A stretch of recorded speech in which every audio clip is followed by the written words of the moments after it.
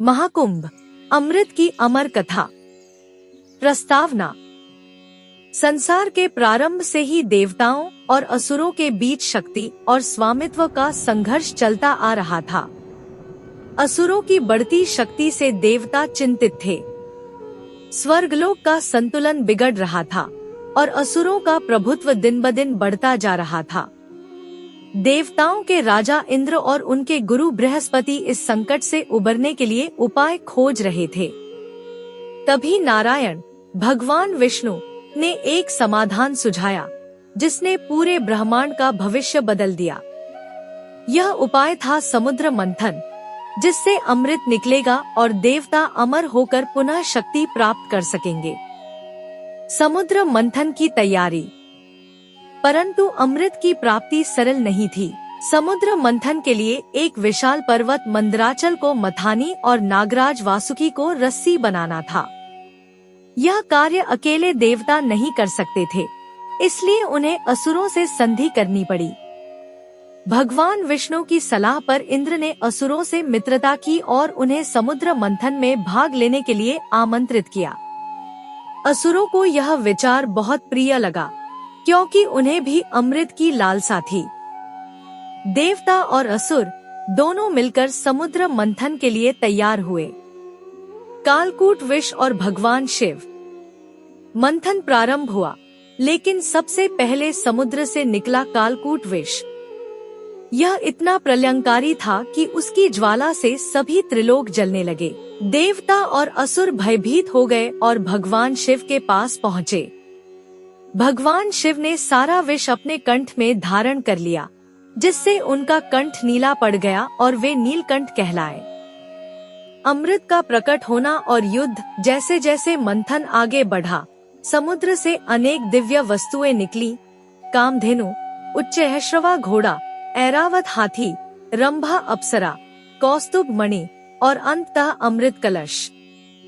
अमृत कलश देखते ही असुरों की आंखों में लालच उतर आया। वे छल से इसे हड़पने के लिए तैयार थे। तभी इंद्रपुत्र जयंत ने अमृत कलश उठाया और आकाश में उड़ गए।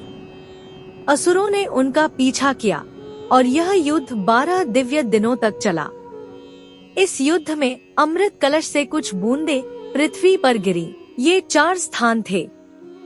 1 हरिद्वार, 2 प्रयागराज इलाहाबाद, 3 उज्जैन, 4 नासिक। इन्हीं स्थानों को अमृत से पवित्र मानते हुए यहाँ हर 12 वर्ष में महाकुंभ का आयोजन होने लगा। मोहिनी रूप और असुरों का पराजय। जब देवताओं को लगा कि असुर अमृत हड़प लेंगे, तो भगवान विष्णु ने एक दिव्य उपाय किया। उन्होंने मोहिनी का रूप धारण किया, एक अत्यंत सुंदर और आकर्षक देवी का। असुर मोहिनी के रूप पर मोहित हो गए और उसके हाथों अमृत लेने को तैयार हो गए। मोहिनी ने अपनी माया से देवताओं को अमृत पिला दिया और असुरों को वंचित कर दिया। जब असुरों को इस छल का आभास हुआ, तब तक बहुत देर हो चुकी थी।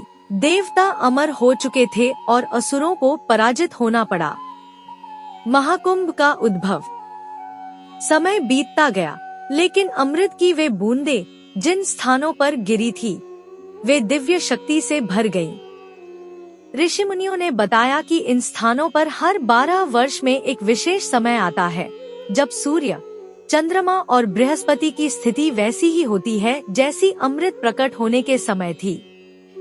यही कारण है कि इन 4 स्थानों पर महाकुंभ का आयोजन होता है। कहा जाता है कि इस दौरान इन तीर्थों में स्नान करने से मनुष्य अपने समस्त पापों से मुक्त हो जाता है और उसे मोक्ष प्राप्त होता है।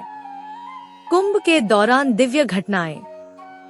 1 आदि शंकराचार्य की उपस्थिति। कुंभ मेले के दौरान कई संत और महान ऋषि इस महायोग में सम्मिलित हुए।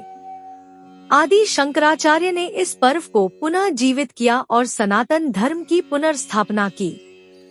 2 संतों और अखाड़ों का संगम। महाकुंभ में भारत के अनेक अखाड़े और सन्यासी समुदाय एकत्रित होते हैं, जहां वे ज्ञान, ध्यान और भक्ति का प्रसार करते हैं। 3. दिव्य स्नान का महत्व। मान्यता है कि कुंभ के दौरान जब ग्रहों की विशेष स्थिति बनती है तो गंगा, क्षिप्रा और गोदावरी का जल अमृततुल्य हो जाता है।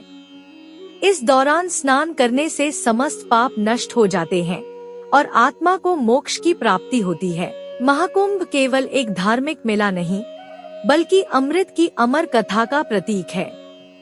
यह वह पर्व है जिसमें अनगिनत श्रद्धालु आकर अपने जीवन को पवित्र करने का प्रयास करते हैं। यह अवसर सिर्फ स्नान का नहीं, बल्कि आत्मशुद्धि, भक्ति और आध्यात्मिक जागरण का पर्व है। और इस प्रकार समुद्र मंथन से निकली एक बूंद पूरे मानव जीवन के लिए मोक्ष की धारा बन गई। हर हर महादेव।